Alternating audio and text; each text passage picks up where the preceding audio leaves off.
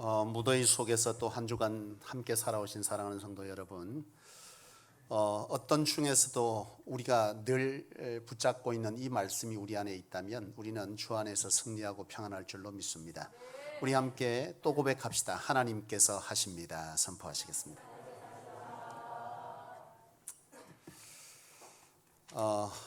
오늘 함께 은혜 받을 말씀의 제목이 무엇인지 먼저 한번 보기를 원하는데요. 오늘 말씀의 제목이 무엇인지 함께 읽어보겠습니다. 시작. 우리 성도님들이 신앙을 하면서 하나님께 바라고 기도하는 것들이 있을 것입니다. 그것들을 보면 여러 가지가 있을 수 있겠죠. 분명히 나는 원하는 것은 분명 하나님께서 지난 금요일에도 우리에게 주신 말씀 가운데 있었지만 우리가 받지 못하면 구하지 아니하였기 때문이고 구하여도 이루지 못하는 것은 정욕으로 구했기 때문이다 그랬습니다. 나는 우리 성소의 성도님들이 하나님께 구하면 받는 줄로 믿으시되 사명 안에서 구하는 여러분 되시길 주의 이름으로 축원합니다. 여러분 사명으로 여러분 재물도 구하고 사명으로 여러분들의 삶의 권세도 또 지식도 사명을 위해서 말이죠. 또 사명을 위해서 여러분들의 성공도 여러분들의 간건도 구하기를 원하는데, 그런데 제가 가끔 이제 우리 성도님들의 기도의 제목들을 제가 받아서 보다 보면서 제가 실제로 살아가면서 너무나 중요한 것인데 우리 성도님들이 그것을 구하는 것을 빠뜨리고 있다는 것을 발견한 것이 있는데, 그것이 뭐냐 하면 바로 지혜라고 하는 것입니다. 여러분, 이 지혜라고 하는 것은 굉장히 우리의 삶에 중요한 것이죠. 여러분, 우리 인생은 선택의 연속입니다. 선택의 연속 상에서 살아가죠. 이것과 저것 중 어느 것을 선택하느냐. 근데 이 선택이 우리의 인생에서 그 결과를 전혀 다르게 몰아갈 때가 있어요. 선택은 굉장히 중요한 것인데 그 선택을 함에 있어서 중요한 것은 바로 기준을 어떻게 잡느냐라고 하는 것이 이 선택에서 굉장히 중요한 요소들라는 것이죠. 여러분, 과거에 우리 이제 나이가 조금 있는 분들은 알고 우리 청년들은 좀 생소한 얘기일 겁니다만서도 과거에 보면 TV 광고에 순간의 선택이 10년을 좌우합니다. 그런 어떤 슬로건을 걸고 기업에 홍보를 했던 기업이 있었습니다. 순간의 선택이 10년을 좌우한다. 이 슬로건이 왜 걸렸을까 생각해 보면 그 당시에 그와 유사한 업종을 경영하는 기업이 있었는데 그 기업이 국민들에게 훨씬 더 많이 인지도가 있는 기업으로 알려졌어요. 그리고 제품의 디자인도 그 기업이 다른 지금 이 슬로건을 건 기업 경쟁업체인 그 기업이 슬로건을 건 이 경쟁업체가 디자인도 잘 만들고 또 기업 인지도가 국민들에게 더 높았어요. 근데 이 슬로건을 걸었던 이 회사는 기업의 인지도가 조금 약하고 디자인은 좀 떨어졌지만 이 제품을 만드는, 특별히 냉열기를 만드는 이 부분에 관해서는 이 회사가 기술이 앞섰던 겁니다. 그래서 사람들이 선택할 때에 디자인과 기업 인지도가 아닌 제품 그 자체의 성능을 봐주기를 원해서 이 기업은 이런 슬로건을 걸었던 것입니다. 디자인과 기업 이미지를 기준 삼지 말고 뭐 하라는 거예요? 제품의 성능을 한번 봐라. 이것에 기준 삼는 것이 당신들이 사는 제품을 오래 쓸 수 있는 비결이 될 것이다. 이런 것이 묵시적으로 그 속에 담겨져 있었던 것입니다. 10년을 더 썼는지 안 썼는지는 써본 사람은 알 것인데 말이죠. 어쨌든 여러분, 어떤 선택을 할 때 무엇을 기준 삼느냐라고 하는 것은 그 결과를 대단히 달리할 수 있다라고 하는 것을 말하는 것인데요. 여러분, 지금 조금 연세된 분들은 학창 시절을 돌아보면 저도 어릴 때 아침 조례 시간이 있었어요. 근데 아침 조례 시간이 되면 교장 선생님들이 이제 한 주에 한 번 또는 한 달에 한 번 꼭 어떤 날을 정해놓고 조례를 하게 되잖아요. 그러면 교장 선생님 나오기 전에 주임 선생님이나 체육 선생님 앞에 나와가지고 학생들을 줄을 이제 세우잖아요. 나오기 전에. 그러면 제일 먼저 여러분 뭘 했어요? 제일 앞에 사람 딱 이름 불러놓고 누구를 중심으로 기준 이러면 그 학생이 뭐 하는 거예요? 기준하고 손을 듭니다. 그러면 그 뒤에 뭐랍니까? 좌우로 나란히 해서 앞뒤에 이제 줄 서라 이거죠. 줄을 맞춥니다. 간격을 맞춰서 서게 하죠. 지금 같으면 애들 나와서 그거 하면 큰일 날 거예요. 그때 당시에도 몸 약한 애들 쓰러지고 이랬는데 어쨌든 뭐 기준 이렇게 해서 줄 섭니다. 그러면 좌우로 나란히 해서 줄을 쫙 서요. 근데 가끔 선생님들 가운데 중심을 하지 않고 제일 끝에 한 학생을 불러갖고 저 끝에 있는 누구누구 뭐 개똥이 기준 이러면 거기 아이가 기준 합니다. 그러면 그쪽으로부터 또 좌우로 나란히 시키죠. 좌우로 나란히 하고 나면 어떤 일이 벌어지냐면 가운데서 기준 삼았을 때는 아무 문제가 없어. 근데 가끔 선생님들 가운데 오른쪽이나 왼쪽을 기준 삼으면 틀림없이 그 뒤에 문제가 생겨. 그래서 뭐합니까? 자, 좌로 3보 옆으로 뭐 이런 거 시키잖아요. 오른쪽 3보 옆으로. 기준을 잘못 잡았더니 이런 번거로운 일이 생기는 거죠. 어떤 선택에서 기준이라고 하는 것은 이처럼 우리의 삶에 많은 과정들을 늘리기도 하고 결과를 달리하기도 하는 것이 바로 기준이더라는 것입니다. 제가 이번 수련회, 지금 우리 성소교회 수련회가 이제 거지반 다 마치고 청소년부만 남겨놓고 있는데요. 이 수련회를 하면서 한 질의를 제가 받았어요. 어떤 뭐 문제가 생겨서, 문제라기보다도 어떤 이걸 어떻게 하면 좋겠느냐라고 하는 것인데, 그게 뭐냐면 이제 수련회를 하게 되면 성도님들 가운데 또 마음의 동함이 있어서, 우리 성도님들은 본계 사명인 줄 다 알고 계시잖아요. 그래서 수련회가 되면 어떤 성도님들은, 어려운 분들은 교회 오지 않습니다. 본계 사명이 될 줄로 알고. 근데 본계 사명이 돼가지고 어떤 분들은 이제 그 청소년부 수련회에 소위 말하는 찬조, 목적 헌금을 드리게 되지 않습니까? 그럼 그 목적 헌금은 그 수련회 부서에 이제 오롯이 전달이 되는데, 그것들이 결국 우리 아이들을 양육하고 또 교육하는 것에 굉장히 풍성하게 만드는 이유들이 되지 않겠어요? 어쨌든 뭐 이렇게 저렇게 우리 성도님들이 수련회를 하면서 각 부서에 이런 목적 헌금들을 해 주셨어요.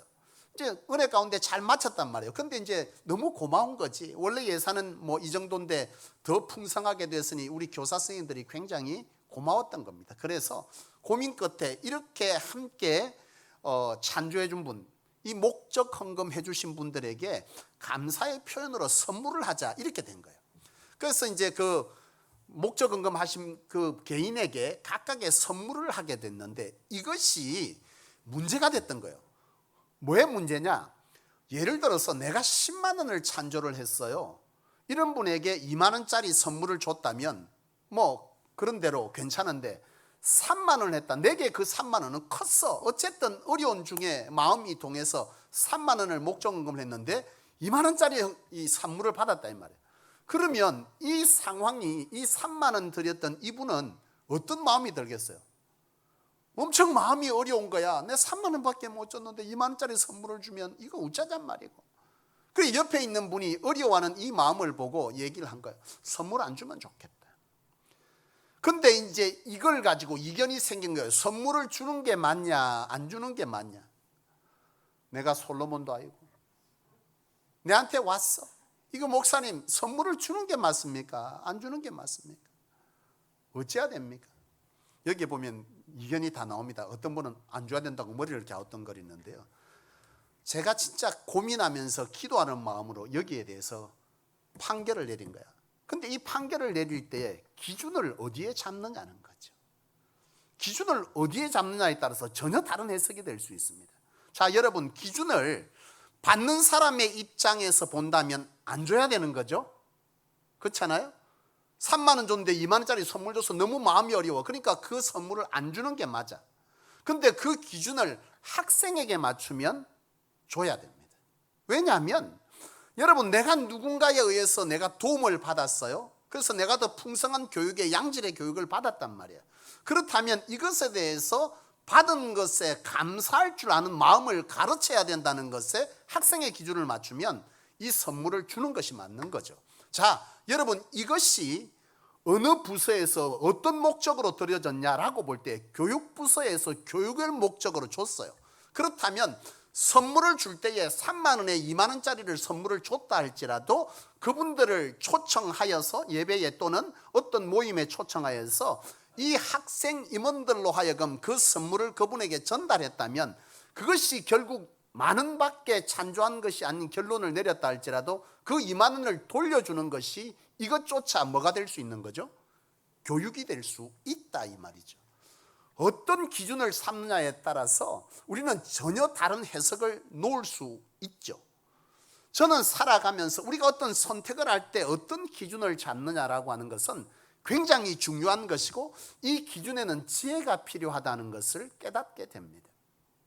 사랑하는 여러분, 나는 저와 여러분들이 하나님께 간구하는 여러 가지 것들 중에서 나는 여러분들이 이 지혜를 구할 줄 아는, 지혜를 필요로 하는, 지혜가 얼마나 중요한지를 알고 지혜를 구하는 여러분 되시기를 원합니다. 그런데 여러분, 문제는 뭐냐면 우리의 삶에 이런 선택에 있어서 중요한 이 기준 잡음에 관한 이 선택의 지혜가 우리의 삶에는요 쉽지 않다는 거예요. 이건 지식으로 안 된다는 게 더 문제예요. 학습으로 되는 게 아니에요. 지식은 내가 공부하면 점점 늘어. 그런데 지혜는요 학습으로 되지 않습니다. 기껏 해봐야 저럴 때는 저렇게 하면 되는구나. 똑같은 상황이 오면 그것을 학습에 의해서 판단할 수 있지만, 똑같은 상황은 우리 인생에 거의 없다는 거죠. 매번 그 컨텍스트가 조금씩 바뀌어지니까 그때마다 우리는 헷갈리는 거예요. 야, 이거 어떻게 해야 되냐. 고로 이 지혜라고 하는 것은 우리의 노력과 학습으로 되는 것이 아닌 외부로부터 와지는, 다시 말하면 이 지혜는 하나님으로부터 주어지는 것이 바로 지혜라는 거예요. 이것을 너무나 잘 알았던 성경에 한 인물이 있었죠. 솔로몬입니다. 솔로몬이요, 이 역대하 1장 이후에 보면 솔로몬이 1000번제를 하나님 앞에 드린 후에 잠을 자다가 하나님과의 만남을 갖게 됩니다. 하나님께서 솔로몬에게 찾아오셔서 묻습니다. 솔로몬아, 내가 내게 무엇 해주기를 원하느냐? 이렇게 말할 때 여러분에게 그렇게 하나님께서 야야 누구누구 집사야, 네가 한 가지만 소원을 들어줄 테니까 말해봐라, 그렇게 말씀하시면 여러분은 무엇을 구하시겠습니까? 아마 여기에 많은 분들은 복권의 대박을 허락하옵소서, 이 땅을 사는 우리에게 가장 편리를 주기도 하고 또 그것이 가장 악한 것이기도 한데, 그 유혹이 대단하게 강한 것이 재물이지 않습니까? 많은 사람들은 재물을 구하겠죠. 또는 건강이 연약한 분들은 건강을 구하겠고, 또 여러 상황에 따라서 많은 것을 구하겠지만, 솔로몬은요 하나님께 뭘 구했습니까? 지혜를 구했습니다. 왜 지혜를 구했겠습니까? 그것은 이 땅을 살아가면서 많은 것들 중에서 이 지혜라고 하는 것이 얼마나 중요한지를 이 솔로몬은 알았던 사람이죠. 이 지혜가 있으면 이런 재물도 권세도 그 나머지 것들도 부수적으로 다 분별하여 하나님으로 얻을 수 있다는 것을 이 솔로몬은 익히 알았던 사람이에요. 그래서 이 솔로몬은 그 어떤 것보다 하나님께 지혜를 구했던 것입니다. 여러분, 지혜는요 하나님으로부터 오는 줄로 믿으시기를 원합니다. 그래서 솔로몬은 잠언 22장 1절 2절에 이런 말을 합니다. 너희가 어떤 재물보다 명예를 구할 것이요, 또한 너희가 은이나 금보다 하나님의 은총을 구할 것이라. 솔로몬의 이 얘기는 무엇을 의미하겠습니까? 너희가 하나님께 구할 것은 은과 금이나 재물보다 하나님의 은혜, 은총, 지혜를 구하는 것이, 그것이 옳다, 그것이 지혜롭다, 이걸 솔로몬은요 이처럼 잠언서를 통해서 얘기를 했던 것입니다. 여러분, 지혜가 있습니까? 나는 여러분들이 지혜가 있기를 원하고 지혜를 하나님으로부터 얻기를 원합니다. 야고보서 1장 5절 이하에 오늘 말씀해 보면 지혜가 부족하거든 이렇게 말씀하죠. 지혜가 부족하거든 뭐라고 말씀합니까? 너희가 꾸짖지 아니하시고 후히 주시는 하나님께 구하라, 그리하면 주실 것이라. 그렇게. 이 말은 다시 말하면 지혜는 하나님으로부터 얻는 거라 이 말이죠. 너희가 지혜가 부족하냐 하나님께 구해라, 하나님께서 주실 것이다, 그 얘기를 하고 있는 것입니다. 나는 저와 여러분들이 살아가면서 어떤 선택의 기로에 설 때에 나는 여러분들이 이 지혜가 필요한 것을 알고 하나님께 구하여서 지혜를 채워가는 여러분 되시기를 원합니다. 어떠한 잘못된 선택이요, 그 광고처럼 10년이 아닌 우리 인생을 완전히 뒤집어 놓을 수도 있어요. 이 지혜는 우리에게 너무나 필요한 것이기로 나는 저와 여러분들이 하나님께 여러 기도를 하실 때에 이런 기도 저런 기도 어떤 기도의 제목들이 많겠으나 오늘 이후로 여러분들이 하나님께 기도할 그 어떤 제목 가운데에 우선순위로 둘 것은 하나님께 지혜를 구하는 것인 줄로 믿으시고 지혜를 구하는 지혜로운 인생을 사는 여러분 되시기를 축원합니다. 그런데 말이죠, 이 선택의 지혜에 관하여서 한 가지 더 알아야 될 것이 있는데, 그것은 뭐냐면 지혜는 강구하여 얻는 것이기도 하지만은 하나님을 경외함으로 인하여서 하나님을 경외하고 하나님을 아는 어떠한 언약의 말씀으로 기준 삼는 것도 이것도 지혜다는 것을 여러분 아시기를 원합니다. 여러분 잠언 9장 10절에 보면 지혜는 여호와를 경외하는 것이고 여호와를 아는 것이 명철이다, 이런 말씀을 기록하죠. 지혜의 근본은 여호와를 경외하는 것이고 여호와를 아는 것이 명철이다. 어떠한 선택의 기로에 있을 때에 내가 이 선택의 기준을 하나님을 경외하고 두려워하는 자의 심정으로 생각으로 선택하고 하나님을 아는 것, 하나님의 언약을 그 기준 삼는다면 우리는 그것이 굉장히 지혜로운 선택이 될 수 있음을 하나님은 알라 하시는 거죠. 여러분 창세기 13장에 보면 아브라함과 조카 롯의 이 분가 사건이 기록되어져 있습니다. 하나님께서 아브라함에게 12장에 보면 너 친척 본토의 집을 떠나서 내가 지시할 땅으로 가면 내가 너를 복되게 할 것이다, 이렇게 말씀하시는데요, 이 언약은 지금까지 우리가 살아왔던 이 세상, 내가 의지하고 또 내가 이때까지 습득했던 어떤 문화, 지식, 사람들의 인맥 이런 것을 뒤로하고 오로지 하나님의 인도하심, 하나님께서 말씀하시는 그 말씀을 따라 살아가라는 것에 대한 하나님의 요구였어요. 아브라함에게 너 이제부터 이런 거 의지하지 말고 오로지 내 말만 들어. 그리고 너 광야 나가. 광야 나가면 너 이때까지 가졌던 거 아무것도 소용없게 될 거야. 근데 내가 너 인생을 뭐 하겠다는 거예요? 축복하겠다는 거예요. 복의 근원 삼겠다는 거예요. 너가 복이 될 것이고 너는 축복의 통로가 될 거야. 너 내하고 약속하고 나갈 수 있겠어? 아브라함에게 그렇게 묻는 거예요.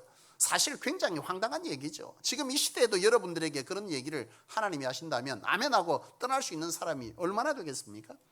아브라함은요 믿음의 사람이었다, 믿음의 조상이었다, 이 말을 우리는 어릴 때부터 찬송하면서도 많이 불렀어요. 믿음의 조상 아브라함은 뭐. 여러분 이 아브라함이 이런 선택의 기로에서 이걸 선택하는 것은 대단한 믿음인 것이죠.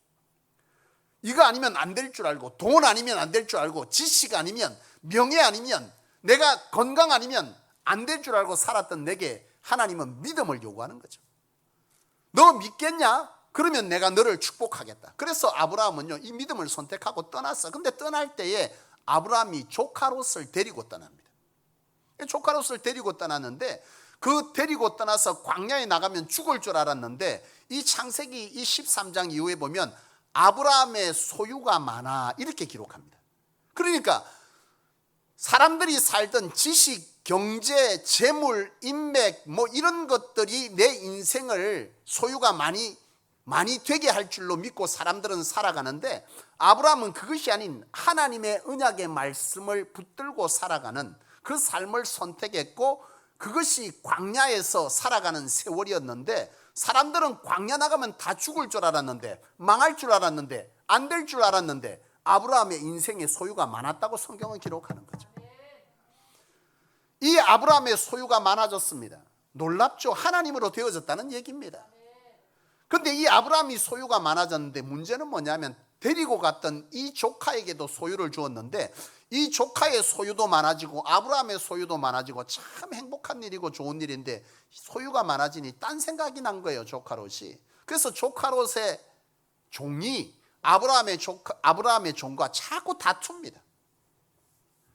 이 소유 때문에 자꾸 다툼이 일어나는 거예요. 그래서 아브라함이 아무리 말을 해도 야야 우리 이렇게 사는 것이 행복하지 않냐? 행복하지 않겠니? 하나님으로 되어진 거 우리 이렇게 함께 살자. 근데 조카롯이 이제 자꾸 딴 생각이 드는 거죠. 이거 가지고 뭐 해야 되겠다. 아브라함 실컷 따라다녀 봐야 하나님을 위해서 살고 하나님 위해서 써라하니 나 이거 말고 세상에 가서 세상으로 쓰고 싶은 마음이 이 조카롯에는 있었던 것 같아요. 아브라함이 말하는 거죠. 야야 우리 분가하자. 조카롯이요. 아브라함의 이 말은 사실은 자꾸 싸우니까 뭐라는 거예요. 이럴 바에는 분가하라. 이 말이 뭔 뜻입니까? 분가하자는 뜻입니까? 야 잘 살자는 뜻이겠어요. 잘 살자는 뜻. 근데 조카롯은 기다렸다는 뜻이 좋습니다. 분가합시다 이렇게 한 거예요. 그래서 할 수 없이 아브라함이 안 되겠다 싶어서 말합니다. 그러면 네가 선택해서 네 종들과 가축들을 데리고 떠나라. 나머지 땅은 내가 할게. 왜냐하면 그 당시에 이 유목민들에게 물이 있고 먹을 것이 있는 이런 것은 굉장히 중요한 거죠. 근데 아브라함은 조카롯에게 야 상관없으니까 너 먼저 해라. 그랬더니 이 조카롯이 쫙 둘러봅니다. 사방을 둘러보는 거예요. 어떤 곳이 물이 많고 가축들이 떠들 풀들이 있고 또 내가 살아가면서 이 내 가진 것들을 마음껏 누리고 사람들에게 뽐을 내며 살아갈 곳이 어디냐 이거야. 조카롯이 딱 쳐다보니까 요단 온돌이 있는데 그곳은 어떤 땅입니까? 우리가 아는 소돔과 고모라 땅이죠. 발전된 곳, 풍요의 땅. 그래서 성경은 그것을 요단 온들을 에덴 같다 그렇게 표현한 거예요. 이 조카롯이 보니까 이 요단 온들이 에덴 같은 거예요. 하나님이 지은 동산처럼 풍부하고 모든 것이 갖추어져 있는 곳, 누릴 수 있는 곳. 그래서 이 조카롯이 아브라함에게 나 저쪽 가겠다 이거야. 그러니까 아브라함은 덩그러니 그냥 광야에 남은 것입니다. 여러분 이 선택의 기준은 굉장히 중요했던 것이죠. 여러분 이 조카롯은 선택을 할 때 뭘 기준 삼았느냐?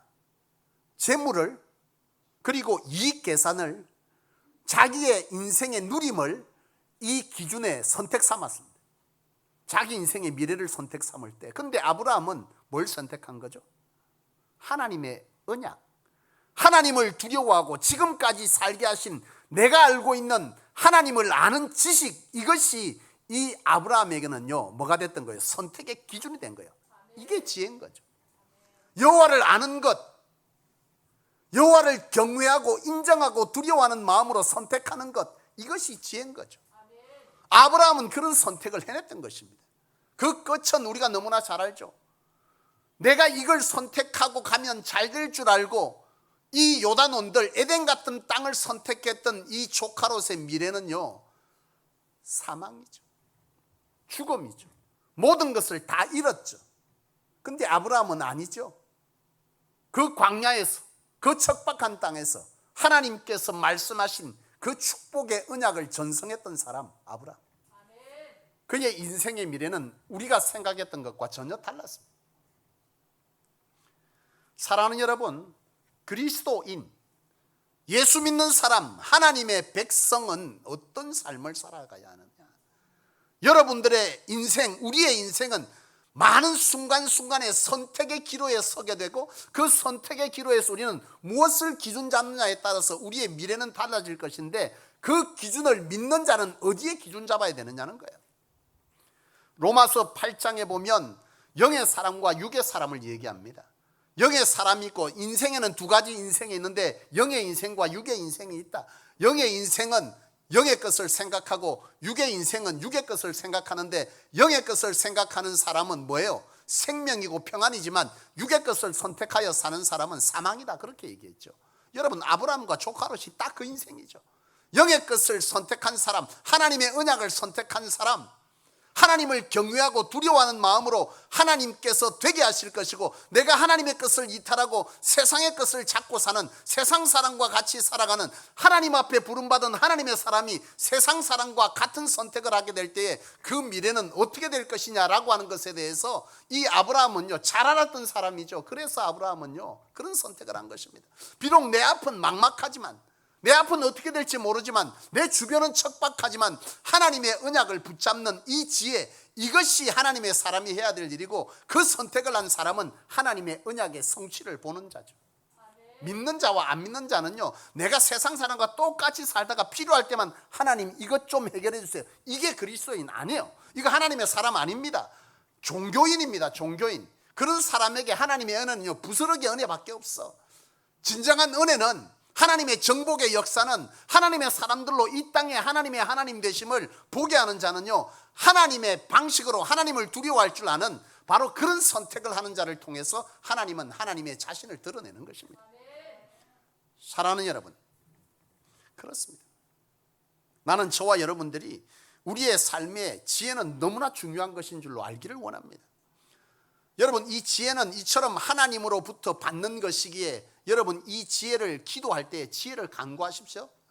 그리고 어떤 기로에 섰을 때 간구하는 것과 더불어서 우리가 어떤 기준을 잡을 때에는 뭐 하는 거죠? 하나님을 경외하는 마음과 하나님을 아는 지식, 언약의 말씀으로 우리가 그것을 기준 삼게 된다면 우리의 미래는 하나님의 언약의 성취로 이루어질 줄로 믿습니다. 저와 여러분들이 그런 인생을 사셔서 오늘 이 말씀을 따라 또 살아가는 우리의 남은 인생 가운데에 그 어떤 선택의 기로에 섰을 때에 지혜롭게 선택하시되 하나님이 주시는 지혜로 선택하시고 또 어떠한 기준을 삼을 때에는 바로 이러한 하나님을 두려워하고 하나님을 뭐하는